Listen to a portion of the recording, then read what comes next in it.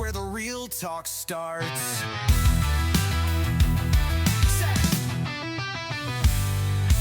So take a seat, have a chat, table talk, where the real talk's at.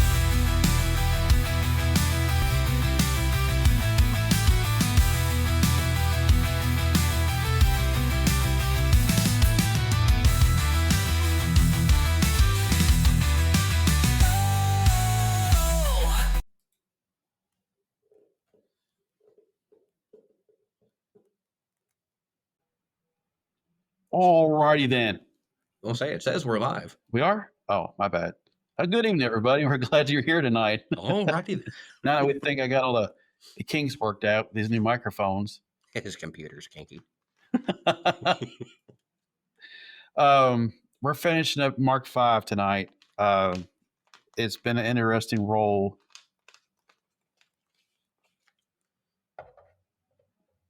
Are you glitching? Yeah, texting the wife, let her know we're back live because Yeah, she said you disconnected it. I said, well, I did restarted it because I realized the microphone volume was down, not the computer. And what did we learn? What a wonderful day it is. It is. Boy, every day this side of the dirt is a good day. So let's get back to what we're trying to talk about. Old Kirk. My opinion, which is, that it is opinion. I feel like that person that shot him was under oppression, possessed, whatever you want to call it. They say the last 3 shootings that have happened have been of the left side. Everybody is going to have an opinion, and let's just be honest. Nobody wants to claim, like that was one of our guys, or, especially when they screw up. Yeah. The thing that I always go back to is, first off, we have to stop this left-right garbage.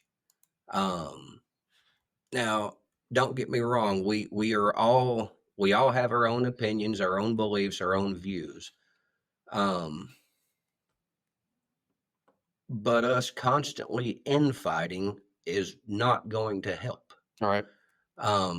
Now, one thing that I will say, when it comes to the, well, it's your side that did it or my side or whatever the case may be. Let's just run through the numbers. The people on the right within the United States own as many guns as the military. If the right was the problem, the left would not be there. Right. Okay. Wait, right or correct? I believe correct would be the word you're looking for. Okay. And I'm not saying that to be hyperbole or anything like that. It's simply now, and I'm also not claiming that there aren't nut jobs on the right. The stupid thing is, like I said, nobody wants to claim, though, the when somebody does something stupid like that, but the downside is when that insurance executive was shot, there was a group of people that were proud about that. Yeah. Okay. When Charlie Kirk was shot, there was a group of people proud about that. Now, I'm not saying all of the people, because I know some people on the political left that's like, hey, this ain't right. Now, I am going to, don't get me wrong, I've been kind of vocal on this. If you've spent the last 8 years demonizing and dehumanizing everybody on the right or everybody who has a different political opinion than you, time in the day, you don't understand cause and effect. No. If you don't, this is what leads up to this stuff, and like I said, and that's kind of where I'm at with the whole both sides argument. This isn't a both sides issue. There are not people on the right executing people on the left with any sort of regularity. Right. The only thing, And I'm not sure entirely who got the Minnesota couple. All right. I'm not sure who did that, be it right or left.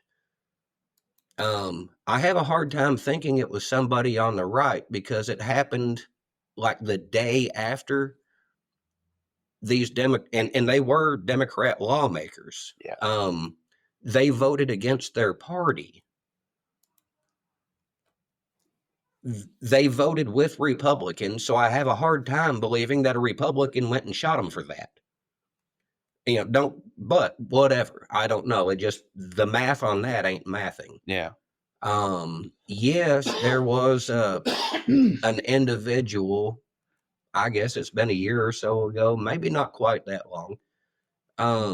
You remember hearing about Pizzagate? Vaguely. Okay, apparently somebody got it in their head that this pizza place was doing what they were accused of, and he went in there with a firearm. I don't think anybody got hurt. I might be wrong on that. But when you get right down to it, the only real instance that people can kind of bring up is, well, what about January 6th? Okay, what about it? Yeah.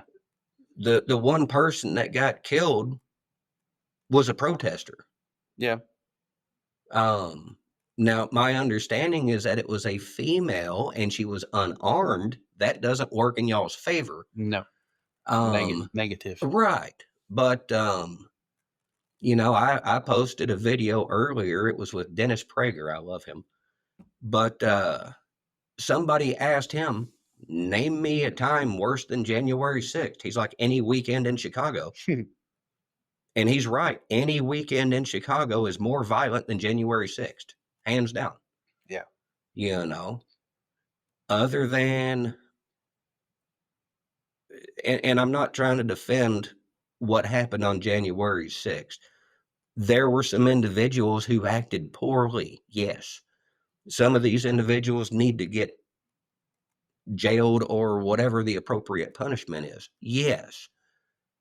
But however many people were there, 2,500, 5,000, let's just call it 5,000. If 5,000 people showed up at two buildings intent on wreaking havoc, one person lost their life, and what was everybody else? Like cuts, bruises, scrapes. I mean, there wasn't even like a riot that broke out. No. The Summer of Love in Seattle had far more going wrong with it than this event. And again, I'm not saying that people didn't act stupid on that day. They definitely did. But that's the one event that people can point at. January 6th. Well, tell me about all the school shootings. Yeah. All right. And okay, well, you might say, well, a lot of these aren't politically or ideologically motivated. Tell me about the specific Catholic and Christian school shootings done by people who don't believe in that. Now, let's see, the Nashville one was trans, I believe. Like I said, it's just that there is a problem. And I don't want to demonize the left, but this radicalization, I posted something within the last couple of days. I am going to blame the left for this. You have taught an entire generation that their feelings must be valid because they feel them. And if they feel like they have been attacked or oppressed, then it must be true. Right. And if it's true, then somebody must have done that. So somebody else has already aggressed you first. And instances like the Charlie Kirk shooting and some of these other things, that is the direct result. These people feel justified by what they're doing because they feel like somebody like Charlie Kirk was standing against them or had already attacked them. Hurt their feelings. Right. And the simple truth is, I know not everybody liked Charlie Kirk. I get that. A lot of us Like I don't like a lot of people, period.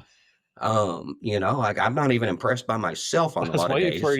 you to say that. Well, I mean, I don't. A lot of times I don't even like myself. So, you know, um, but I can't think of an individual out there that I would want to go shoot. Now I can't say that Maybe. I have never felt that way, but through Christ, I don't wish ill on anybody. No, The individual that shot Charlie, I don't wish him ill. no. He needs If help for sure. Well, and that's where I'm at. Now, that does not mean that I'm, well, I forgive you and go on about your life as though nothing ever happened. No, you still owe a debt to society. Yeah. And I'm not wishing that you're in jail for a long time. Um, Now I do remember when the Heath shooting happened. Yeah. Um, I have signed more than one petition to keep him from getting paroled. Um, I don't know if I still would or not. My problem is it's not about forgiveness. The simple truth is if you do the crime, you do the time. And Jerry Clower used to go on that if the punishment for crime was not severe enough to deter the crime, then you've accomplished nothing. You know, um, let's say you're a kid Yeah. and your mom just built a great big pan full of your favorite cookie Yummy. and told you to leave them alone under no uncertain terms. And you went in there and you grabbed one without permission. And her response was, "Don't do that again." And that's the end of it. And you go and do that again. And her response is, "Stop that." The punishment for the crime is not enough to deter the crime. In Jerry Clower's story, he said, "Well, ain't none of y'all ever stole a tea cake from my mama and got caught." Yeah. He said, "I'm a grown man. I don't even buy one at the store today that I don't call and ask her permission first." You know, the punishment for crime has to be enough to deter crime.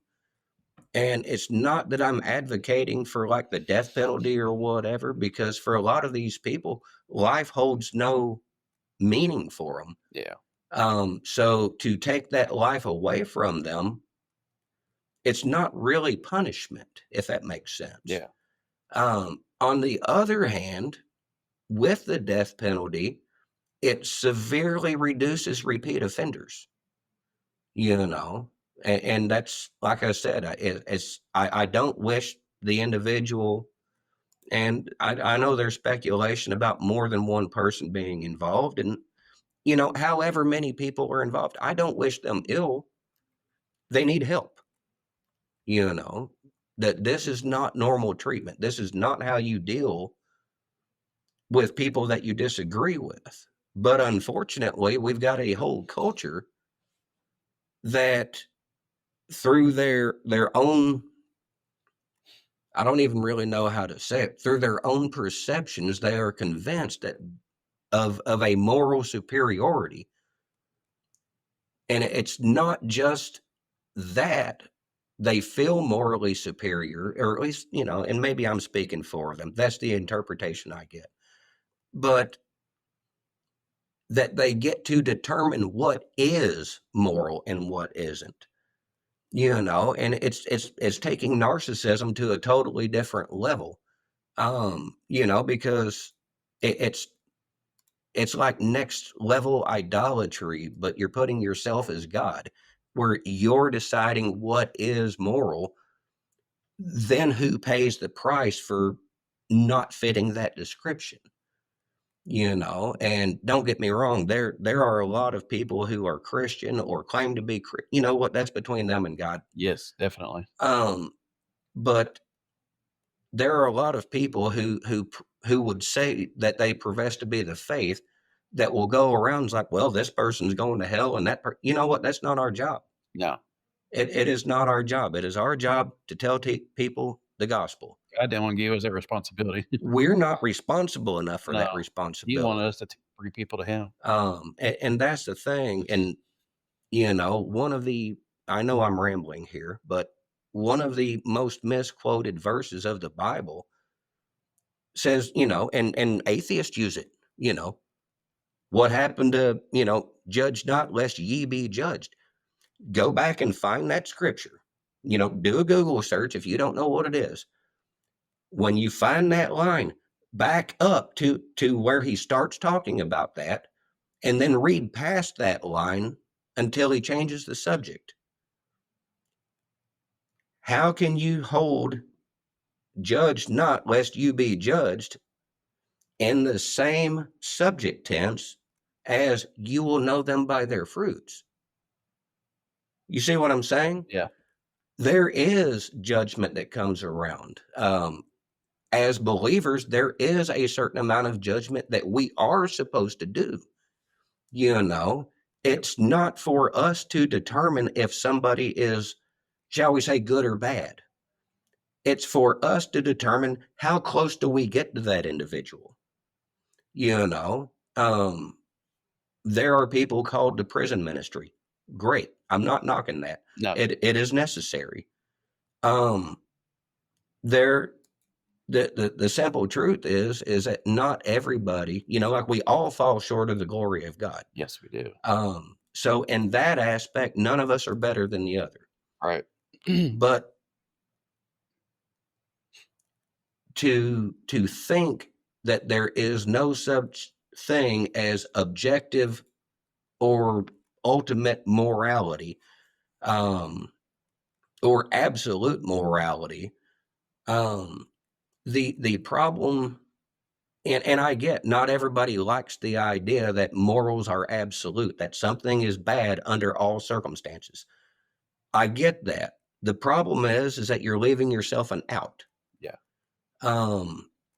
If you are an individual that truly believes that morality is completely subjective to the individual, okay, that there is no such thing as moral absolutes.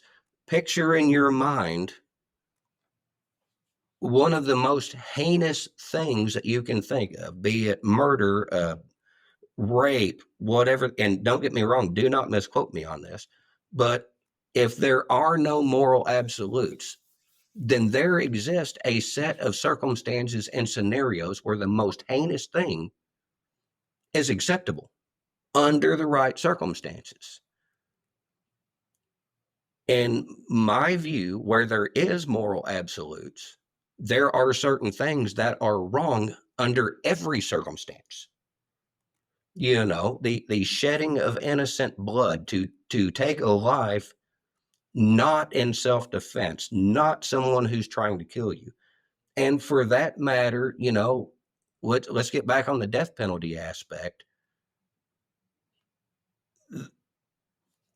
Somebody who is facing death row, they brought that on themselves by their own actions, you know, and generally you have to kill somebody to get that one. Right.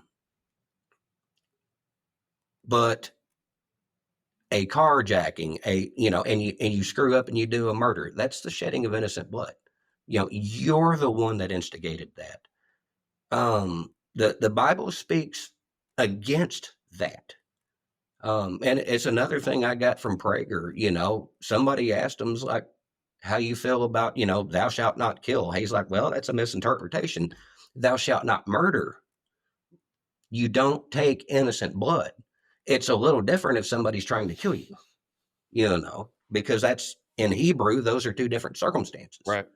But I am rambling bad. So you're probably wondering, what does this have to do with Mark 5? A lot. A lot. Demonic. I mean, the Legion. The guy had Legion, or they called him Legion. He had so many. It's Is a Roman legion 100 or 1,000? so that's the thing I never said. Well, Did it say 7? he didn't say how many was in there, but check this out. why I like the internet age. Back when we were kids, we didn't have this. We had dial up. Right. Um, Actually, we predate dial-up. yeah, we're older than Google. All right. According to the internet, which we all know never lies, um, the size of a Roman legion varied over time, with the standard becoming around 5,000 soldiers. Now, I'm not saying that that's how many demons were within this man, because legion simply means, it's not a couple and it's not a few. It's a greater number than that. But at the time, there was a such thing as a Roman legion. And to use that word would make sense to people from that time period, that this ain't just a couple. No, This ain't five or six. This several. is thousands. A lot. But But what's crazy is, as I'm doing my research, it says Mark, Luke, and Matthew. Is the context. Matthew has a story. Luke has a story. Matthew said that there was 2 demons possessed, okay. but it actually says in the notes here that mention only one of man, or Mark and Luke mention only one of man, evidently one more dominant than the other. So if you hear that he had more possession than the other one, so God concentrated on this one, the legion, because he was more possessed, I guess.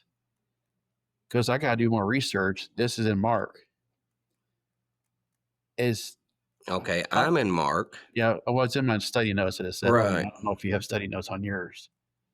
Not on this particular app, no. So start that all over again.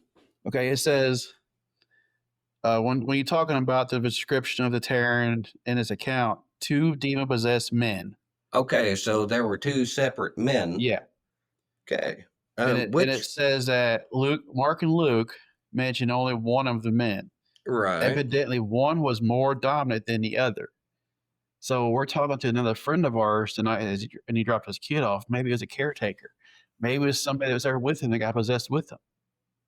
Right. So we're sitting there, when me and my wife is talking, we just we don't know, because one is evidently more important than the other, which, I don't think God works that way, but I feel like one was. Okay, yeah, Matthew does say that there was 2 men. Yeah, Matthew 8:28, 29 area. Yeah. He heals 2 men with a demon.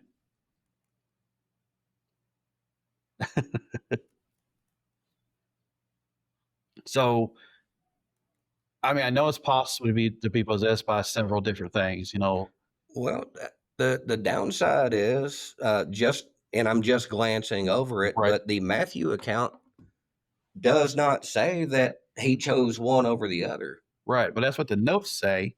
So I'm trying to Yeah. So who? So where? So evidently Matthew's before Mark. So why? The question is why? Okay. Well, no. Matthew is before Mark as far as where the Gospels are. Right. But Mark is the eldest Gospel. It was actually, to our knowledge, written first. So where did the second one come from? Honestly, there's no Was that reason. the one that was helping him stay in the chains, or From what I'm seeing so far, and I didn't catch that while digging through this. I'm glad you brought that up. Reading the Matthew account, other than mentioning there were 2 men there, anytime it refers to, when Jesus speaks and then the demons speak, it never says that it came from one or the other. It says they. Yeah, they. So there is no scriptural reason to believe that it just came from one man. Yeah. And let's face it, if the Almighty is standing there in the flesh and he calls you to speak, when he says demons speak, demons are going to speak regardless of their location. Yeah. And what's even funnier, I think, is the disciples stayed in the boat. You think it's because they were scared? Well, we Because touched on it this. don't give context of it. We touched on this a little bit during the last Yeah, podcast. The demons knew who Christ was. yeah, Okay. When he approached, they knew him and asked, "Why are you here to torment us?" So they knew that he had authority over them. The disciples were in the boat during the storm when Jesus walked on water and calmed the storm. And after seeing this, who is this guy that even the waves and the weather obeys? They were present with him on the regular and still had a hard time understanding. But when Jesus shows up at this town that I will never be able to pronounce properly, starts with a G. right? Gardenius. And that depends on which translation you're reading. Right. Um, but once the demon possessed men, when they realized who stepped off the boat, they recognized Jesus as the Son of the Almighty. He hadn't came out there and spoke with them yet. They knew him on sight. That should tell us a lot about where our faith is at. Yeah. The demons know Jesus better than we do. Yeah. That is pathetic, I agree. And like I said, I don't say this in any Even the devil. more condemnation for you than for me. Even the devil know who he is. Yes. It's like I this may or may not be the last episode for this. I'm not sure yet, but There is so much content here that I mean, you got the lady that touched his, was it his robe or his clothing or whatever? I want to say that also varies in translation. Some say the hem of his garment, some Yeah. say his cloak. Yeah. I would like to think that, you know what, he's trapezing around Israel. It's not exactly a mild weathered place. Now he was wearing a cloak, and we've seen depictions from that time frame, both of the Jewish dress and of the Roman dress. I'm going to go out on a limb and say he wasn't wearing like 15 articles of formal clothing. No, he wasn't. But he was obviously wearing something. Now, whether it was his cloak, whether it was, like the hem of, I don't know what they call basically the whole covering robe. Yeah. I know that some of the depictions from back then, like you have basically a full length robe, and then you might have like a cloak you would tie around your shoulders, because let's face it, if you haven't experienced this, talk to somebody who served in like Afghanistan or Iraq. Mm-hmm. It'd be 90 degrees at night and they're sitting around a bonfire freezing. Yep. Not that 90 degrees is cold, but when it's 120 and 130 during the day, 90 degrees is a 40-degree temperature change. It's like walking for a walking cooler. Yeah.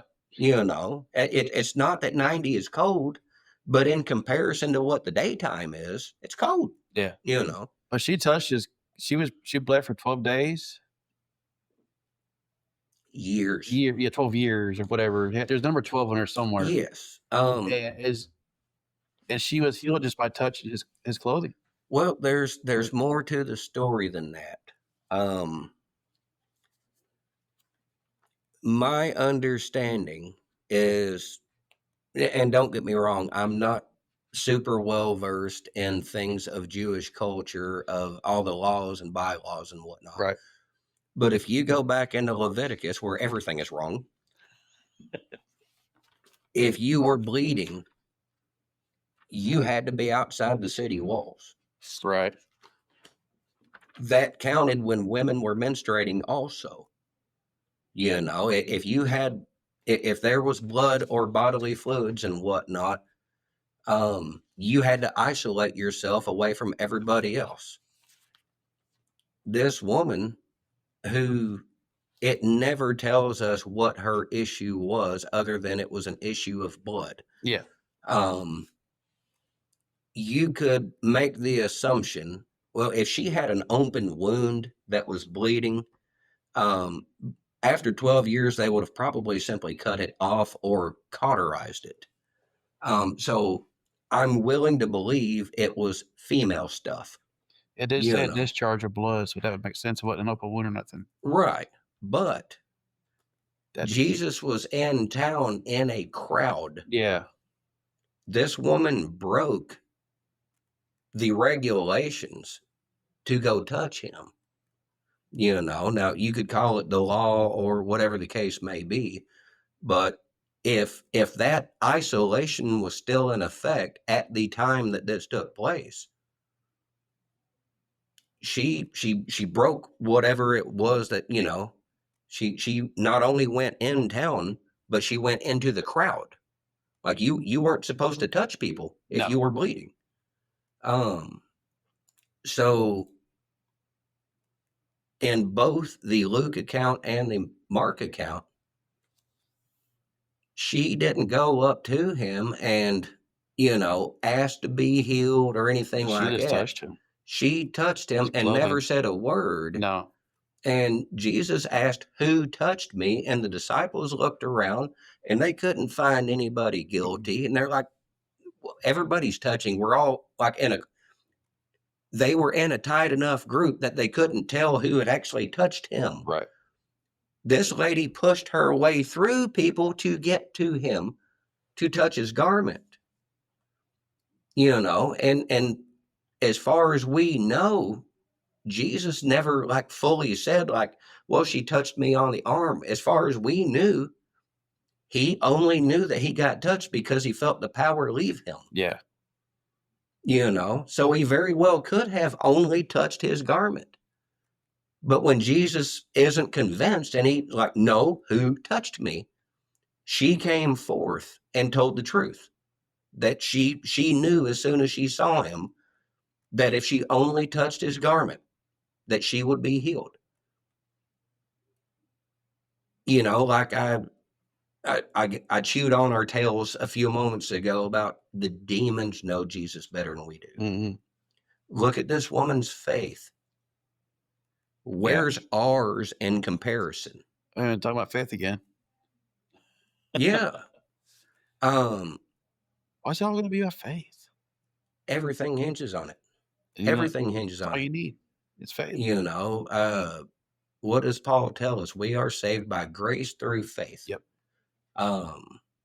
There's no amount of ritual that you can do, no amounts of adherence to the law or the codes or doing what your church says, or none of that is going to get you to heaven. No.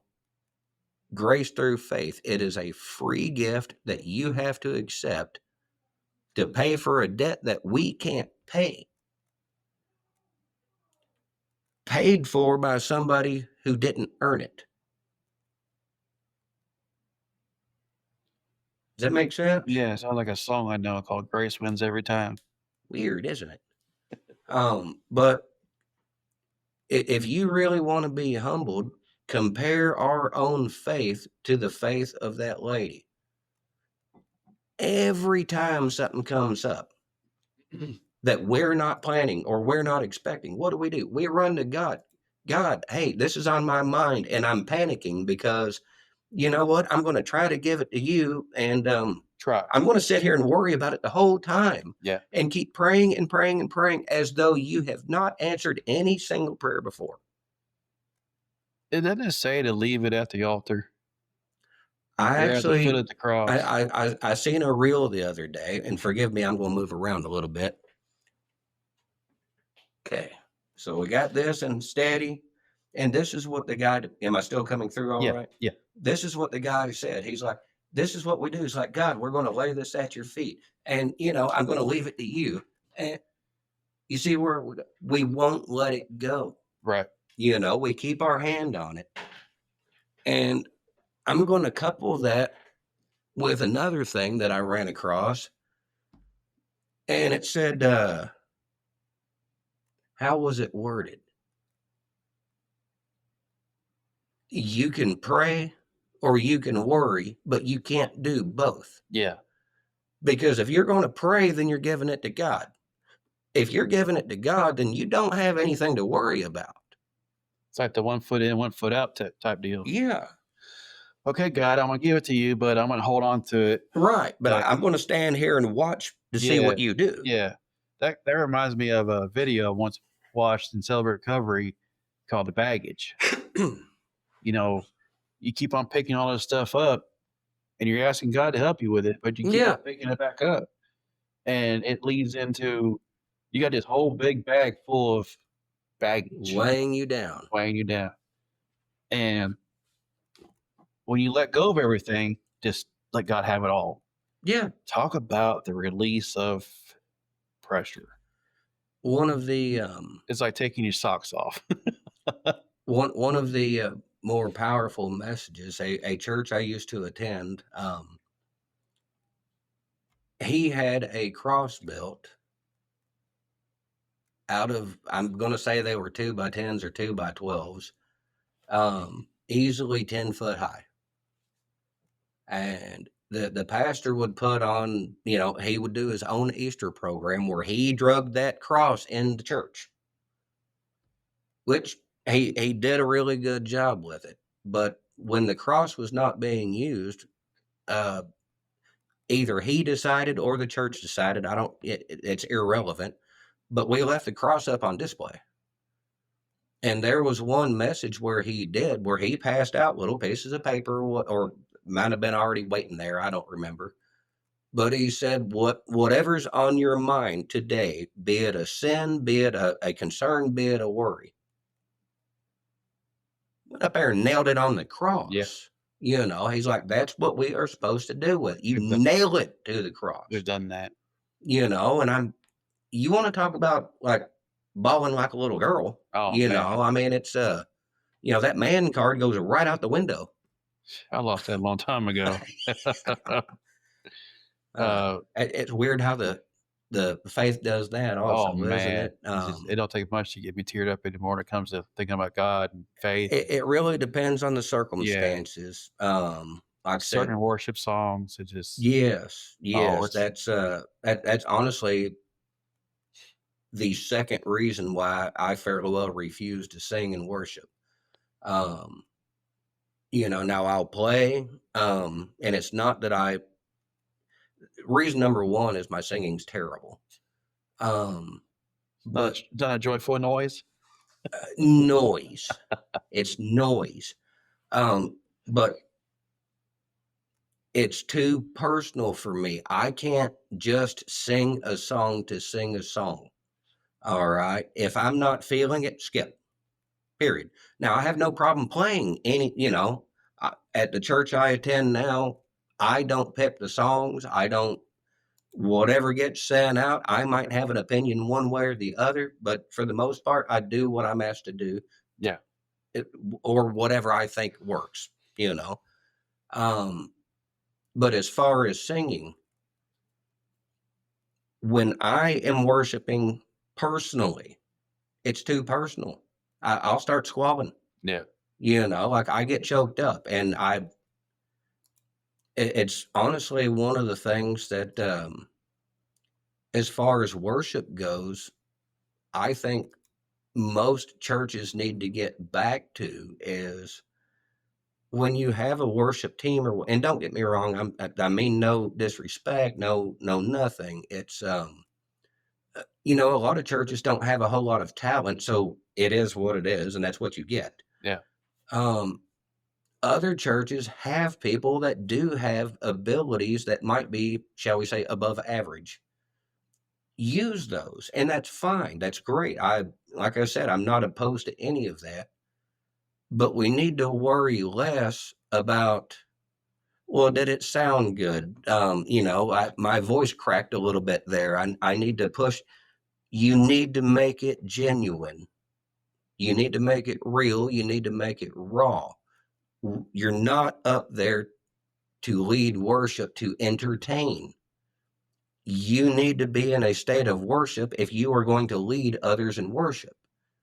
And if it's not, maybe I look at things different. Actually, I know I look at things differently. So, but I can't sit out in the congregation and appreciate a worship service because I'm pulling apart everything that they're doing. Yes. It's like, I like what they did here. I don't know if I would have done that. And it's not from a judgment standpoint. Right. It is simply analytical, if that Yeah. makes sense. But at the same point in time, if I'm out in the congregation and I look up there, I can see on your face whether or not I think you believe what you're saying or not. And if I don't believe what you're saying, it's like this. If you can't convince me that you believe what you're saying, how are you going to convince me to believe what you're saying? Could that be another demonic thing? I don't know if it's Not within yourself, but within the building or the praise team or it is. I'm not going to say no, because there's so many churches out there that there very well could be, you know, some kind of demonic sabotage going on. It might be coming from uh, the certain aspect of church leadership that, hey, we have to do it this way, not that way. And um, I know everybody likes doing things their way. I like doing things my way, Mhm. and I'm not disputing that. But I recall running across a passage where Jesus told them that your traditions are killing you. I can see that. Worship needs to be spirit led and spirit filled. Now, usually when I say something that people don't like, they latch on to a bunch of things that I didn't say. Well, it doesn't need to be chaos. I never said it needed to be chaos. No. I never said that there shouldn't be some sort of order to it. I never said that, one thing that a lot of people don't like about contemporary music is that it's very repetitive. Yeah, it's slow. Oh yeah, yeah. You get into verse, chorus, bridge, chorus, bridge, chorus, bridge, Hymnals. chorus. Sometimes the hymnals is what we need. Sometimes it is, and you need somebody in the worship team that's also in a, shall we say, even if they're just all they lead is the worship team. You need somebody there who is attuned to the spirit, but also to the crowd. Yes. You can't do the whole, hey, this is our format. We start here, we stop there, and we're done. That's not spirit led. No. But you have to be able to read the crowd and know when to quit. But you also need to know when to keep going. Yeah. And If the spirit's in the room and you can feel it, don't stop. right.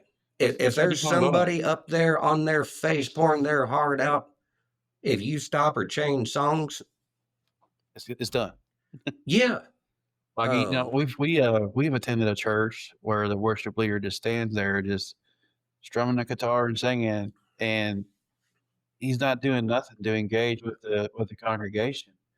And in my experience, I feel like he should engage with the congregation, make them raise their hands in worship It or it really clap or depends. whatever. It really depends, and not since I haven't personally witnessed what you're discussing. Um, I'm not going to say something that might come across in judgment. A worship leader might be scared to death to be up there in front of people. Yeah, So, I mean, I would cut them maybe, slack on that, maybe. because I don't like being up there in front of people. I could tell. I mean, I really don't. That's I'll why you're in the stare. back. That's why you're in the back. I would be back behind the stage, if I could get a line of sight to my drummer and whoever's singing. I would rather, pay no attention to the guitar player behind the curtain. Don't worry about Yeah, like don't even look at me. I'm not there. Um, Of course, I know it's not about them. It's about you and God. I know that. that's what it's supposed to be. Yeah. You know. Um, But But if you got that no, whole "bless me if you can" concept, it makes things a little difficult too for the worship leader, well, they're preacher, whoever, right, which I think leads to another demonic oppression through the um, Mark 5. right. Well, the downside, I'm actually typing out a thing. I sent y'all part of it I the other seen day. that. Um, I'm I'm not arguing that there isn't demon oppression because there is. But one of the problems that we as believers have, we also have a lack of accountability. Yeah. Um, when something doesn't go our way, it's, well, it's the devil trying to stop me. Or, anything that comes up, like we've read that verse and we really hold on to, we fight not against flesh and blood, but the powers and principality. We don't realize a lot of times the demon we're facing is us. Yeah. We stand in our own way. We cripple ourselves. Like it's not the devil, it's you. You know, um, that like there's a meme that floats around, um, says something like, y'all out here thinking you're battling demons when all it is accountability and the consequences of your actions. And there's a lot of times that's right. You know, the Bible never says God's going to bless every single thing you do Oh and every no. move you make. If God bless everything we did, I mean, what that wouldn't make it fair. Well, I mean, it does. think about it for a second. If we could narrow down our choices and behaviors where we never operated in sin, I could understand that, but how often are we doing the wrong thing for the wrong reasons? Yeah. Let me throw a stick in there. How often are we doing the right thing for the wrong reasons? We are supposed to love one another, but how often are we showing charity because we want recognition or we want somebody to say thank you or, hey, you owe me a favor now? Well, that's not charity. You know what I'm saying? Yeah. Um, like I said, there's so much that, a lot of times what we think is demonic is really us, Right. and I'm not saying that it can't be demonic, but a lot of times it's not. Well, the devil made me do it. Well, why are you listening to him? I mean, it's the I believe it's in John, either in the Gospel of John or in one of the Johns. He tells us that the devil has dominion over what we call this world. Yeah. But with Christ's sacrifice, the devil has no power or authority that we do not grant him. The devil is not, I'm going to get the words messed up, omnipotent, omnipresent, and I can't remember, All the the omnis. omniscient. Yeah, that too many syllables there. Yeah. But he's not everywhere, all knowing. If you're listening, if the devil made you do it, why are you listening to him? Why are you talking to him? Right. You know, um, if you're speaking with the devil, you need to be telling him to go back to hell where he came from and to leave you alone because you have authority over him through Christ. It's really that simple. You don't go around and burn sage. That just makes the house smell funny. Stand in authority. That's a demonic thing itself, isn't It it? really I thought is. so. You That's know, witchcraft.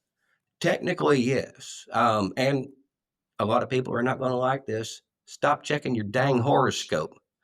Oh, that's the worst That's one. divination. That's like freaking the Ouija board. Yeah, well, a lot of people, that there are people who they will not use a Ouija board because they know it's demonic. But look up their horoscope every morning. They run their numerology charts once a year, You know, when somebody's doing a crystal ball gazing or a tarot reading, like, you are eating different flavors of the same dang thing. You know, I can't remember where it talked about such things. I know it's in one of the prophets. Does that sound right? Where he talks about witchcraft and divination and all of that. Don't do it. Read your Bible. You know, it's and don't get me wrong. There's certain aspects. I've read my horoscope before. There are times that, okay, it sounds accurate enough to get your attention. Yeah. I actually had a numerology chart run. It surprised me. You know, it wasn't, they're just vague enough. You know, if you're sitting there naked in a beanbag chair Eating eating Cheetos. Cheetos, yeah, it's not that specific, but it's so close. But every perversion of religion has kernels of truth in it. You know, there are tenets of Islam that we would agree with. Yeah. There are statutes of Hinduism that Christians would agree with. But that doesn't mean it's all the same, you know. You know, spaghetti has tomatoes in it. So does chili. They are not one and the same. No. And You don't put know. macaroni in the chili either. Well, I've seen people do that. I've seen people put spaghetti in chili. That's chili. And the thing about it is, and it, you know, like, I pick up all kinds of useless knowledge and whatnot, and there is a difference between knowledge and wisdom. You know, knowledge is what you know, wisdom is how well you know it. For instance, knowledge is knowing that tomato is a fruit. Wisdom is knowing you don't put it in a fruit salad. Tomatoes are. Thought it was a veggie. So does a lot of people, you know. Is that another demonic thing? No, I think the Oh. demonic comes in with Brussels sprouts. Oh, those are good. Those are good. A lot of butter. You know, I remember a Parmesan story cheese. of my dad tells this story. At one point, he went into his parents' house and he said there was this god awful smell. And he's, Daddy, what are you eating? All of a sudden, that's broccoli. Can you smell that? Well, yeah. You dip it through that cheese. He's like, eat it without the cheese and see if you still feel the same way. You know, you're just eating the broccoli to hold the cheese. You know, if it smells that bad, why would you eat it? And honestly, I feel the same about a lot of things. You know, and don't get me wrong, if you like vegetables, great. Great. I'm not going to try to talk you out of it. Sauerkraut stinks. She just said it's fruit. Yeah, see? My whole life was a lie. You know? I was told I was 6 foot once. Come on now. Really? Yeah, I was. The convenience store on 8th Street. There you go. See? Yeah. So Mark 5, Luke 8, and Matthew. I've got it some here. Was Matthew 8, was it? That sounds right. If I can get it to pull up. Yeah, Matthew 8. 8:29. I've got messages from Is it Luke 8 also? Luke 8 also, Yeah. and Mark 5. Yeah. So they're all the same similar stories. Mark threw me off. No, Mark's the right one. Matthew threw me off when it says something about having the 2 demons. And either way, God cured him, told him to tell the world, or he told him not to tell the world. There was somebody he told not to tell. Depending on which story, the I want to say that gentleman. Is that when he killed his daughter? Huh? Is that when he killed a little girl? Shortly thereafter. Yeah.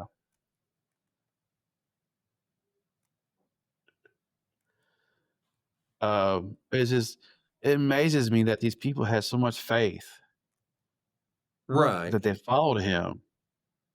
Wanted to be around him. And I feel like that goes with today's society. And the Mark, he told the demon-possessed man to go home and tell your own people what the Lord has done for you. Yeah. Now, I know the woman at the well, he told her not to tell anyone, and, you know, she went and told everybody. Yeah. I think it falls. I think you said something about this last time or a couple times ago, whatever. We'll go to a concert and we'll hoot and holler. Actually, I think B-Way said that or Chris did. A lot of people do. Yeah, we give more excitement to a football game than we do Yeah, to Jesus. yeah. We'll go to whatever, and when we go to church Sunday morning, we're sitting there and we might move a little bit, shake our hands, but And that's most time we're just stretching. yeah, and we're trying to compete with the person beside us because they're making you feel out of place. Right. You know, I'm not the perfect person by all means, Well, nobody but I do is. worship God. I do talk to Right. God every day. And I feel like if more people would do that, we would have less hate.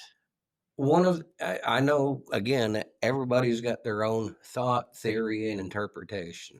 Yeah. Um, I've been to several churches that, they have broken from tradition. When worship service starts, there's no interruption. Right. You have worship. You don't stop to read announcements. You don't do baptisms. You don't take roll. You don't. When worship starts, you worship. All right. There's no interruptions. They also many times dim the lights. Yeah. Now, I understand that a lot of people don't like that because it appears that you're putting on a concert. The problem is that is the appearance. People are more apt to worship when they think people can't see them. So a lot of that sitting there and not moving or whatever, a lot of that is people feeling self-conscious, or they don't sing because they don't want the person beside them to hear them. Well, if they if everybody in there was wearing blinders, nobody would care, Yeah. you know. So like I said, there's a lot of different theories on the subject, but you know, um, yeah, I'm not opposed to hymns. There are some really good ones. Yeah. One of the problems with hymns is that church music tends to sound very much like church music. Um, for people who were raised in the church, people who have been in the church for years, a lot of them prefer hymns. Yeah. But baby Christians, newborns who have not been in the church all their life, that's going to tend to sound like church music. Yeah. Um,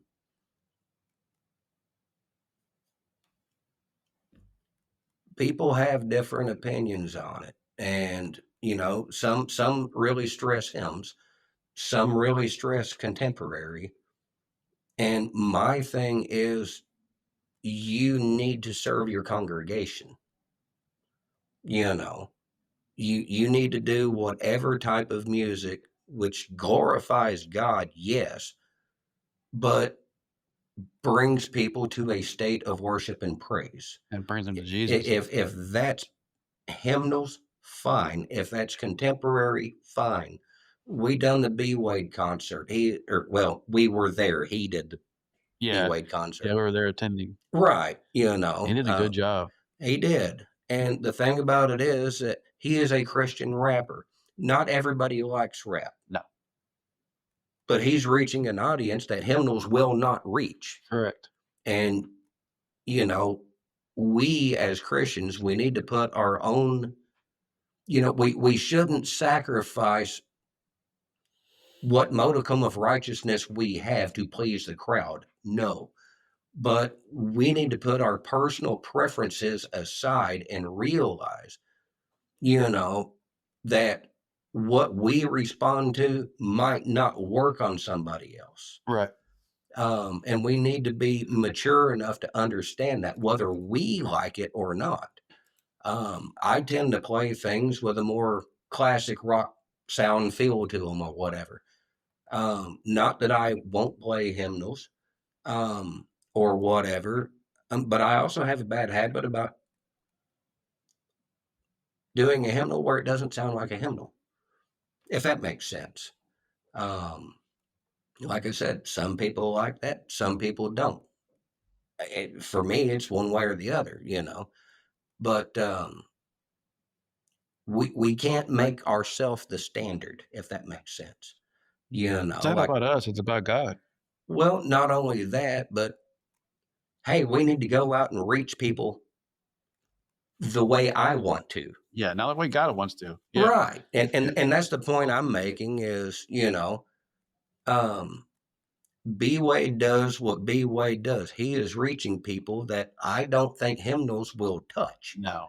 Um, and it's the same thing. I brought up prison ministers.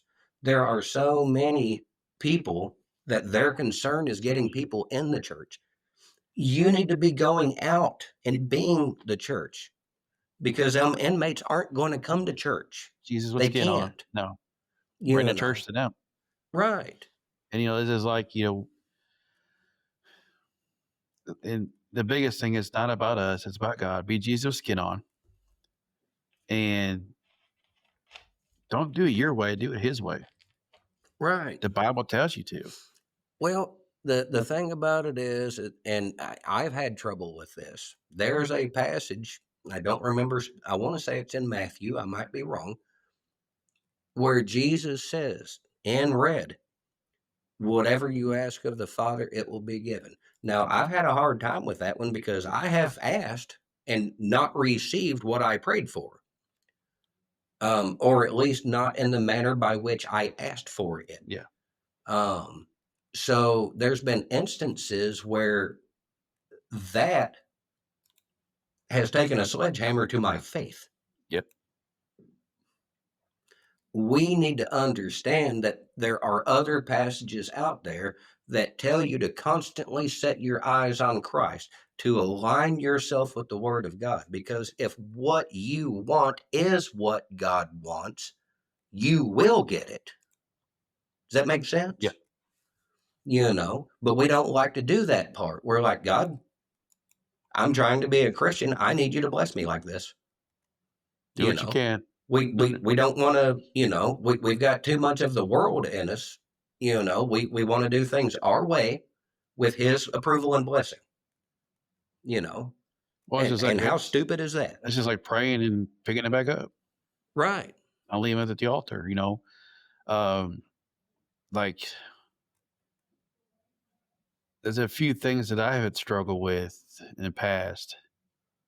And the quicker I learned to leave it there, like anger. Yeah. I believe may have had the Jezebel spirit too, the porn.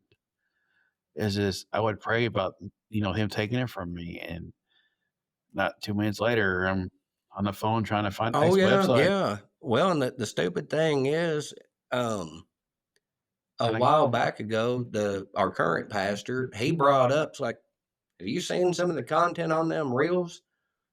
And I didn't think a whole lot about it at the time.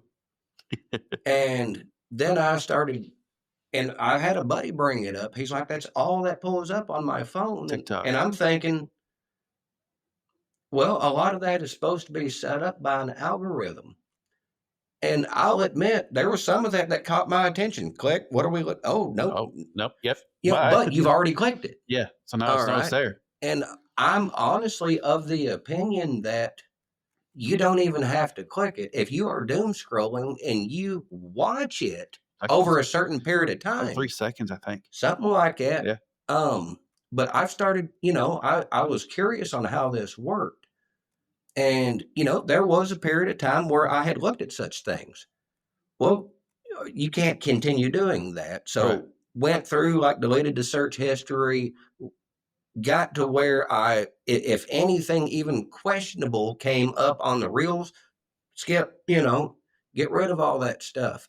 And there was a time where I really wasn't seeing, I mean, occasionally, but not with the frequency. And Right. and then it's like it came back in a cycle. It's like, hang on, where did all this crap come from? Because I haven't searched, I haven't clicked, So, Yeah, I don't know exactly how all that stuff works other than it's not simply algorithm, because if you're not clicking on it, it shouldn't be there. Right. I think it has a lot to do with the devil. You know, He knows you're doing the good thing and watching the good stuff. You know, the people praying, the people reading the Bible, the lives. Like my TikTok has turned into a lot of stuff about Charlie Kirk and right, uh Lecrae and you know Christianity stuff. And every once in a while, I'll see a TikTok of a girl, and I'm like, oh, and I'll show my right, wife, look, it wasn't on purpose. It's just right, there right. because I should not look at any other woman but my wife like that. Well, in that aspect, yeah. And you know, it says in the Bible too that's not something else is demonic. I think they call it the Jezebel spirit. Well, there's different interpretations for that one because there is a certain amount of sexuality there. Yeah, Um, but my understanding is that the Jezebel spirit was more of a controlling spirit. yeah, Um, now I'm not well versed on a lot of historical things, When you go through the Old Testament and it brings up the Ashtara poles, and occasionally it'll say something about Baal or Baal or whatever his name yeah, is or yeah. whatever. And then what is it? The person said Marduk, I think. And the scripture just brings that up as though you already know what they're talking about. I've run across, now I don't wholeheartedly agree with anything everybody says. Like I don't even agree with myself half the time. Um, That's the but best advice you ever I given. want to say it's Jonathan Cain, maybe. I remember that name. Well, he's wrote some prophetic styled books,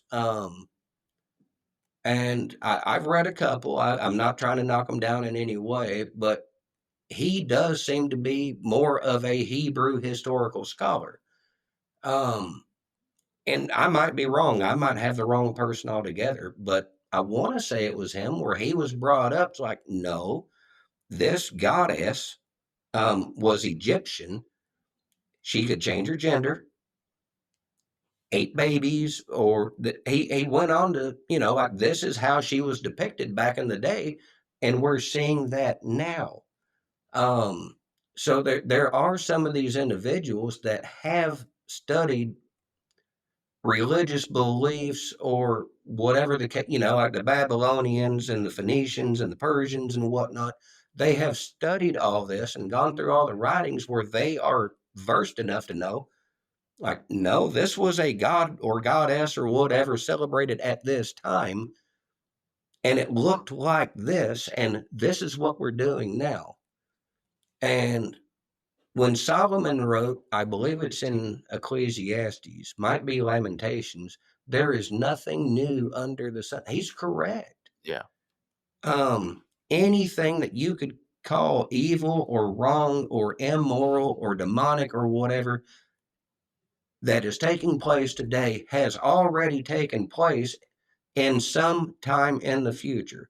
Now, let's not get stupid about it. Charlie Kirk was shot with a firearm on a university campus. That did not take place 5,000 years ago, right. but people getting killed for their beliefs did. Yeah. That, the idea is not new. At one point in time, it was against the law to pray and worship back in the day. Depending, As on the radical, I think names a book. well, depending on where, like, there are areas of the Islam world today where if you do not support Islam and the Prophet, you're in a death sentence. Yeah, If you are found in possession of a Bible, you have a death sentence. You know. Now I know that there's going to be people's like, nah, do your research. yeah. I didn't say every place that celebrates Islam. There are places, you know. Um, when we look back at, like I brought up Marduk or whatever, when we look up where the Israeli exiles were in Babylon, the time of Daniel and Shadrach, Meshach, and Abednego, and all that, yeah, they really issued the decree. You cannot pray to anybody but the image of, you know, this is not anything new. No. We have so many people here in the States today that anytime you bring up faith in a government building, a school, an office, a teacher, anything, they say separation of church and state. They need to go back and look up and read what that means. Yeah. And because a lot of people's like, no, there should be no, nothing that even resembles religion to do with anything that has to do with the state or the government. And I'm like, there was an approved version of the Bible that the Senate commissioned. Yep. The very first Congress opened under prayer. People who go around talking about separation of church and state do not understand what it means. Congress is not to establish any religion. They cannot come out and say, we are all Protestant or Catholic or Buddhist, or they cannot simply say this is, or they can't make one up either. Mm. But Congress, by law, by Constitution, cannot come out and say, we are this religion and you're going to celebrate it or follow it. They can't do that. That's separation of church and state. The other aspect of it is they cannot put a church authority as far as pope, minister, whatever. You go back, we're all familiar with the Robin Hood story. Yeah. And whatnot. In that time period, not the fictional Robin Hood, but in the real time period, Norman invasion of England and whatnot, the church and the crown technically were separated, but were not. There was a lot of let me rephrase that. There was a lot of crown offices held by the church. We've all watched Braveheart, that was the church that was executing William Wallace at the end. That wasn't the crown. That was the church doing it on the crown's behalf. Because there was a faction of history, and this really came out of the French around the Crusades, that if you was a king, it was divine providence. God put you there, and it don't matter if you beheaded the previous king, and that's how you got king. It was God ordained, because if God didn't ordain it, he wouldn't have allowed it to happen. You take all of those stories and bring it to 1760s, 1770s United States. That's where the separation of church and state comes from. The church is not a governing body. Does that make sense? Yeah. The state cannot establish a religion, and the church cannot manage the government, if that makes sense. Yeah. That's the separation of church and state. It says nothing about, well, I'm a school teacher and I have religious beliefs, so, I can't pray at school or I'll go to jail. That is not separation of church. I don't care what the courts have said since then. No. We recently had a congressperson say, just because you commit a crime doesn't mean you're a criminal. There are poorly educated people saying ridiculous things, and occasionally it gets signed into law or made out in a court case or whatever the case may be. But learn your history, and that's where I'm at with it. Learn your history. Getting back to the Matthew and Mark and everything. See, we talked about the woman with the issue of blood. Yeah, the little girl. Well, do you want to get into the one that got raised from the dead, or? Oh, yeah, that's right. Yeah. That may be the next episode. Yeah, because I've done a lot of That's fine. That's fine. It's all That's part generally of. what I do. That's why it's called a podcast. But yeah, I didn't really forget about it. It just slipped my mind because I was so intrigued with the whole. One book said one person, and one next book said two people, two demons, Well, and there's a few things like that in the scriptures. When we talk about where Jesus fed the masses, um, one account says that there was 5,000 people there. yeah, One account says there was 7,000 yeah, people there. Um, I think there was one account that said it was like 2 fish and 5 pieces of bread, and there was another one where it was kind of backwards. Um, the thing about it is the number of fish and the number of loaves of bread isn't important. Whether it was 5,000 people or 7,000 people. Now, keep in mind, one of the accounts said that there was 5,000 men. That doesn't count women and children. So right, that might be where 7,000 came from. right, But because the way the stories are depicted, we don't know if there wasn't 2 separate events. yeah, Does yeah, that make sense? yeah. I know the Bible is God's word. It just I had 3 Bibles open on the table today, and then I had my phone, and Jim's like, "You want mine? You can read mine." I'm like, I got enough here." Like, I've got 4 Bibles and 2 eyes. What do you want me to do? But it's crazy what God will do for you when you're reading His Word, and He'll teach you like the Bible app on the phone. It's convenient, but like our pastor said, Chris or Greg Locke, the the physical book is good Mhm. because it keeps you away from the electronics. Right. And I'm excited about going to church tomorrow. I'll tell you that right now. Good. Um, Need to we be. We all need to be. we prayed about it, and we have our home church. We're going to have a Right. local church also. Um, it's it's good to be around other church people. It is. Yes, we're together, and we are technically doing church. Mhm. But it's different feeling when you're in with the preacher or the band. Well, Whatever you say. I mean, we can have a band here if we wanted to, right. or play music or whatever. But it's just we decided that we need to get back into the routine of Sunday being Well, church. and I've made the same excuses that other people have made. Hey, as long as I read my Bible, and where 2 or more gather in my name, Yeah. I've made those same excuses. And it's not that those are specifically wrong. It's just there's more to it than that. No, we are not commanded specifically, not to my knowledge. I might have to go back and reread. Um, it doesn't say, no, you have to go to this church in this building. No, it Right. doesn't say No, that. just 2 or more. But there is more than enough scripture in there that does reinforce the idea of being surrounded in the local body of believers. Yeah. You're not supposed to isolate yourself wholly in the gospel.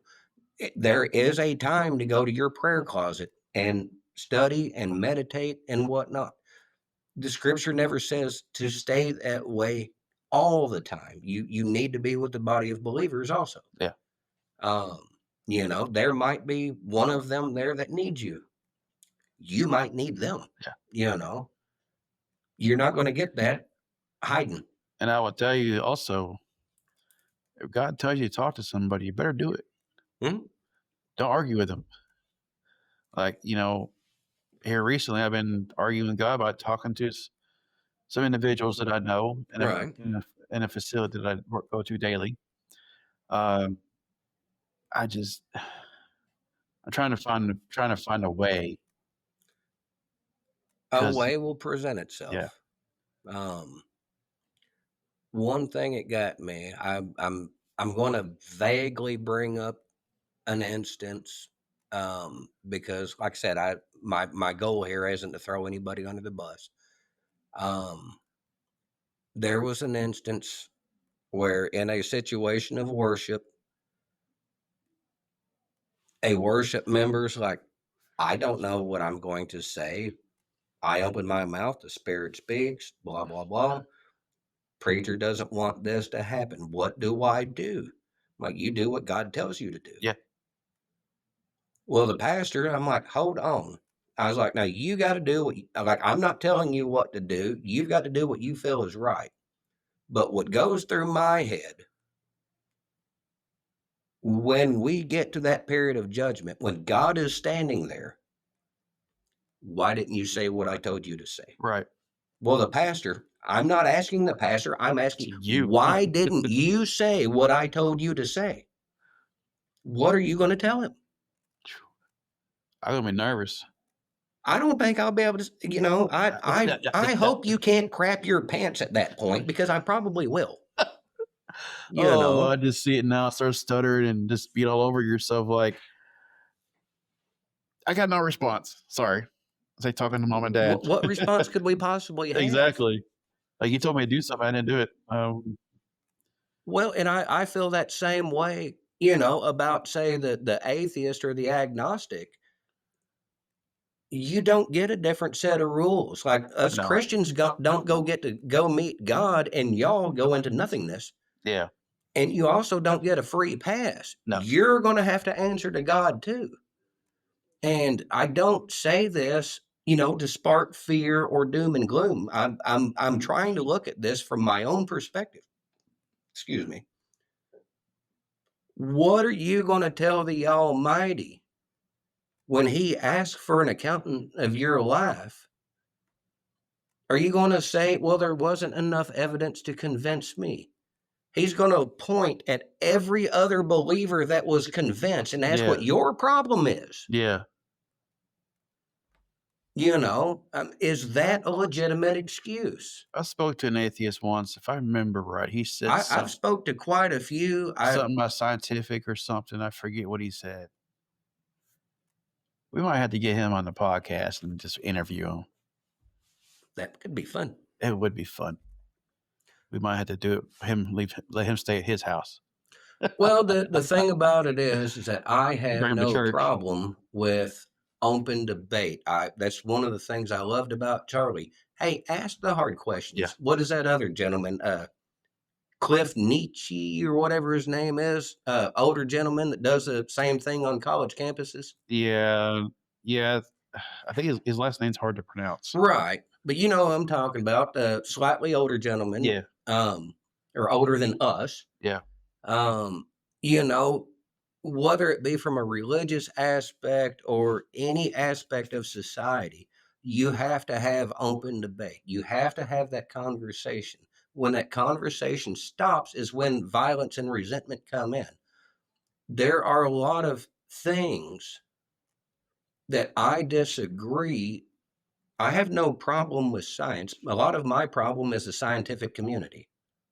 If you bring up a topic like, well, I'm not convinced. Well, it's a closed subject anyway. It's settled science. I'm like, there's no such thing as settled science. That is one of the most unscientific things you could say, is that it's settled. Because there was a point in time where we knew the number of stars. There was a point in time where we knew that the sun revolved around the earth. There was a point in time where you could sail off the end of the planet. Yeah. All of that has changed.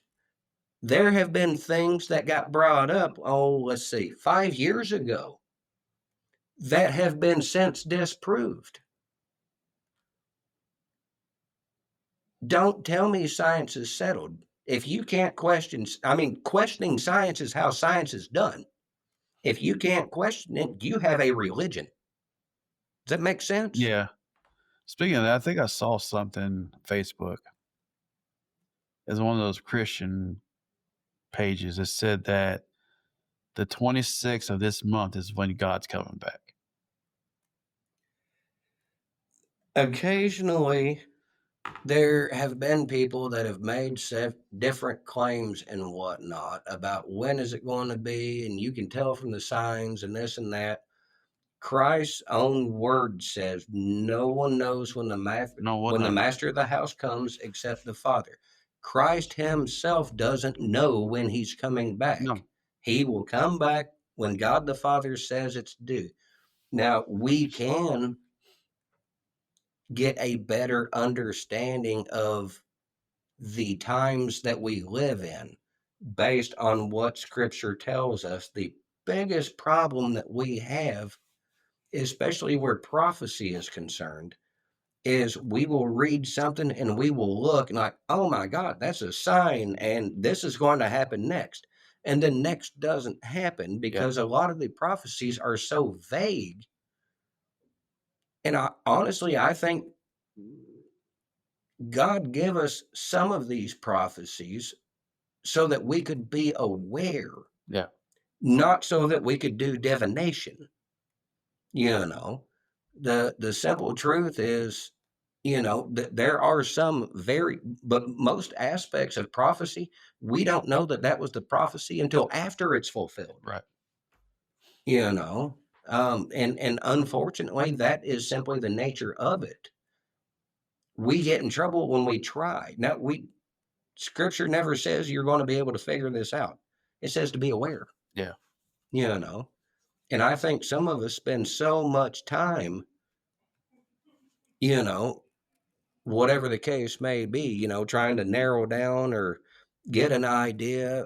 And there's always the debate. Well, is there a pre-trib rapture, a post-trib? You know what? Don't worry about it. You do what you're supposed to do with God, and you be obedient. And you can hope for one and be prepared for the other. Period. You know. It's the same thing with oh, what was that gentleman's name? Kent Hovind's been going around for years. Mm-hmm. Young Earth, 6,000 years. He might be right. I don't know. And then you've got all these other people. It's like, well, what about this 327 bazillion years? You know what? God made Adam. Adam was not born, and he didn't start out as a baby. God made Adam with age. Yep. Could he have done the same thing with the God can do whatever God wants to Yeah. do, period. My faith does not hinge on the age of the planet, if that makes sense. Right. And it's the same thing, Well, I seen these signs and wonders and whatnot, and well, I thought the end was here. Well, the end's been here since the beginning. Right. The simple truth is Jesus said, I am coming back at the end of the age. That'll be whenever God decides, period. Yep. I don't know a better answer than that. That'd be definitely another good podcast. Talk about the end of times and the rapture. Right. Don't know that'd be the next one, but we definitely will get into that. So we touched about the lady that bled. Now we're going to talk about not today, to the next story. Is that what he said? I don't remember what he said. Talk about Paul Harvey? Yeah. Oh, now the rest of the story. So you know what makes me sick? Some of y'all aren't going to be old enough for that. Yeah. Who's Paul Harvey? Just Google it. Anyways, we definitely will get the last half of Mark 5 and probably dig into something a little bit other than that. The next podcast will be next Saturday. We do have our website up and running. It's on our Facebook. We have a website, Spotify, YouTube, and now we have TikTok. Yeah. We are trying to reach as many people as we can. We're, like we said before, we're not about the likes and everything else. We just want people to join us and learn about God. That's all we want. Yeah. If you go to our website and you go to the bottom of the page and you hit, I think it's subscriber. I don't remember exactly what it said. Put your email in. You're going to get weekly devotions, welcome letter. We're still learning what all we can do with this website, but I should say we, but my wife is figuring out because I'm busy working and she has more time than I do. But we are doing this stuff together, decision wise. What do you think about this, that sort of stuff? But yeah, it's all coming together. God is definitely blessing it everywhere, in all aspects of the podcast. I'm hoping. We got 3 months left of the year. I'm hoping we have at least 100 people that has liked our page and have watched our podcast and interacted with us, and maybe hopefully have a guest, At some point, I think we should. maybe a You know, pastor, maybe B Wade. yeah, someone to either chat with us or maybe give their Yeah, testimony or yeah, whatever the case may be. Like I said, the whole argumentative aspect of, say, bringing on an atheist or whatnot. Um, I'm not opposed to the debate. I'm really not. I'm I'm just more not entirely curious. sure if that's the forum we want the podcast to be in. Yeah, But again, that's I'm more we'll curious let as God to do what it. the thinking is, the thought process. Um, 'Cause I know every atheist is different. The couple that I know, like, as a matter of fact, one we know, he goes to church every Sunday. Weird. Why? Don't know. Um, I mean, he's hearing the word every Sunday, and that's a good thing. I'm not knocking it. I'm just curious as to what the thinking is. for my understanding, a certain amount of atheism, if you was raised in like atheists will say this of people with faith. Well, if your parents were Christian, then that's part of your upbringing. You can make the same argument for atheism. Yeah, You know, um, so there are some that were raised with a genuine againstness of things religion. right. Fine. There are some that might have been raised with it, but either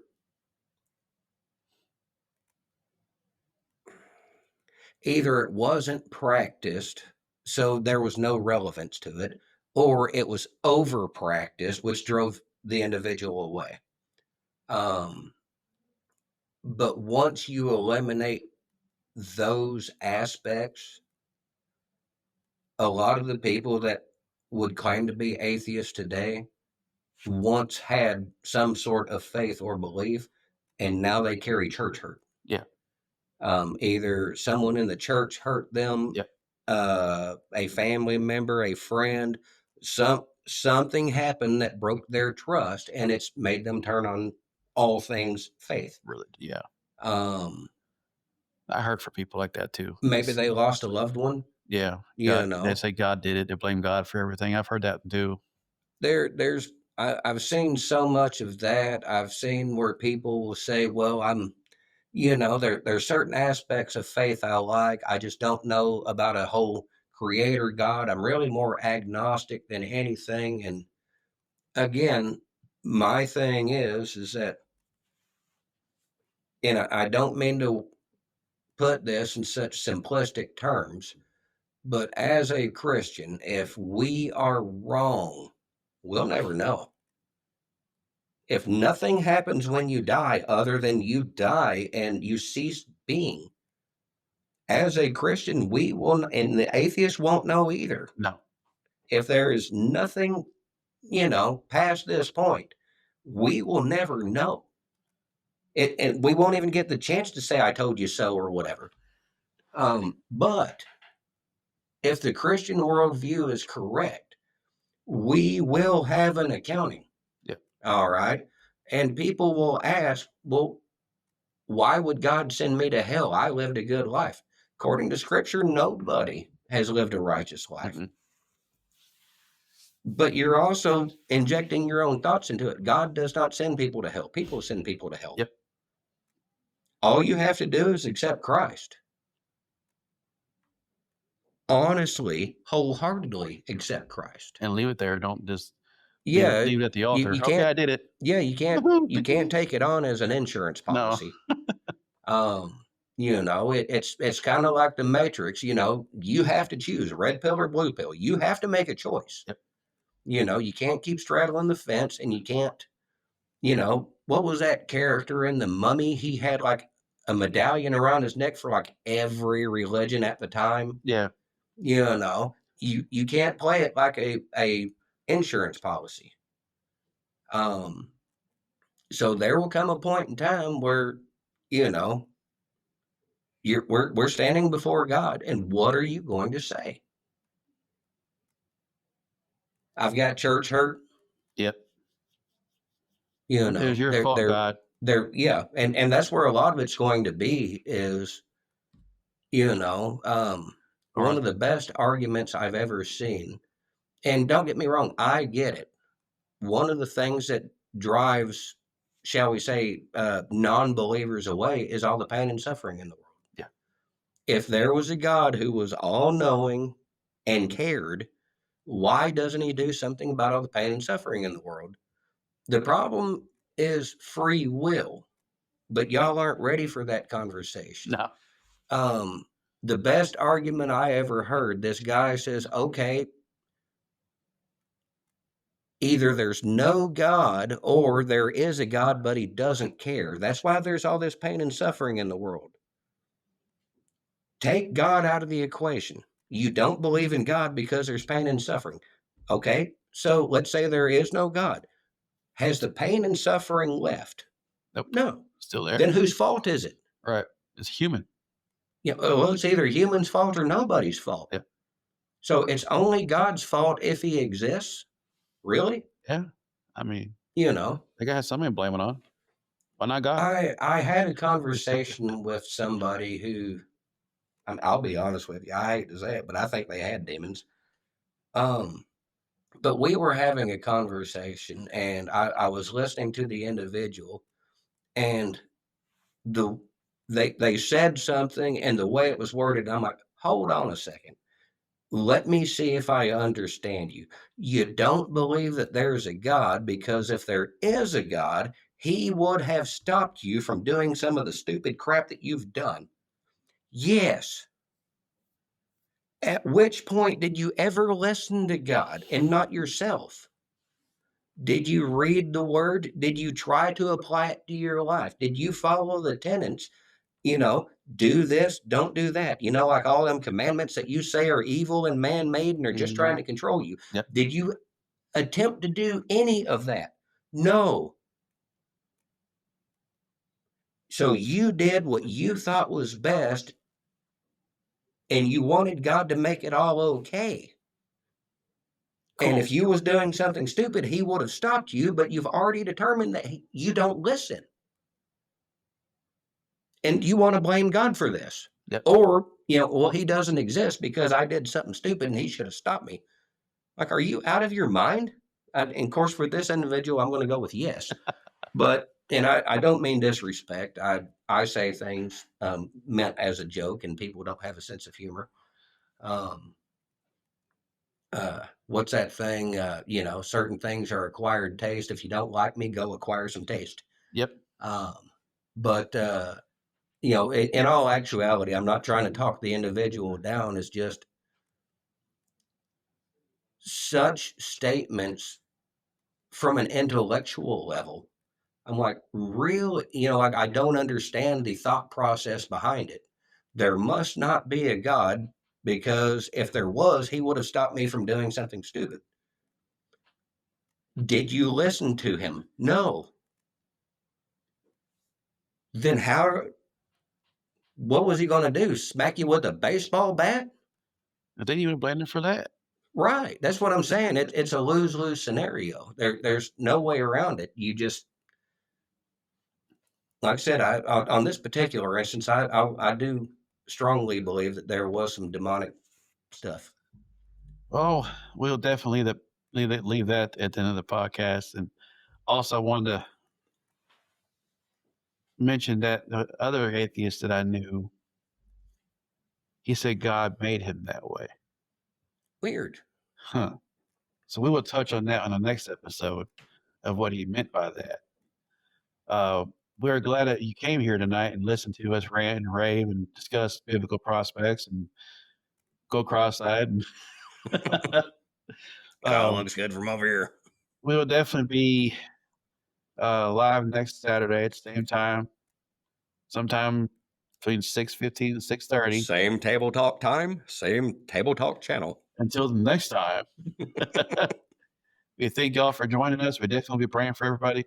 Y'all definitely pray for us that we continue reaching people through the podcast. And, we don't do it just through the podcast. We do it on a daily basis also, Pray for the nation. Yes, I'm definitely. not like I said, I'm not that individual I'm not doing that whole both sides argument. I'm not you know l- look outside your circle. Look, I mean, I know that the news is garbage and Definitely. what we see on social media is garbage. I get all of that, but the nation is hurting, Yes. in different ways. It's not just the Charlie thing.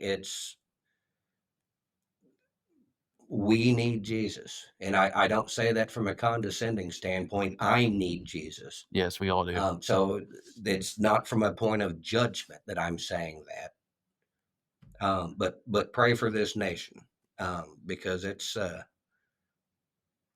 wow. Just wow. Yeah. Definitely a praying process for sure. Because you used to think 10 years ago when we were younger, obviously, I said some weird stuff. It's definitely a different time. I remember when Back to the Future, the first time I heard them say damn on cable TV. We weren't young, but it was pre-driver's license, and it shocked me. I'm like, you wouldn't have heard that on TV 3 weeks ago. Right. And when that first started, and it's not that we wasn't aware of it, and they said it in movies all the time. I'm talking about cable programming. Yeah. That was a big deal, you know.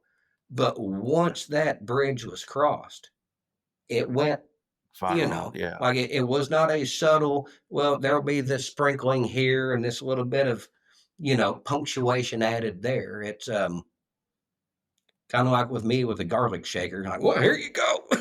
you know? All right, then. I guess we'll see y'all next week. Have a good night. God bless. Yes.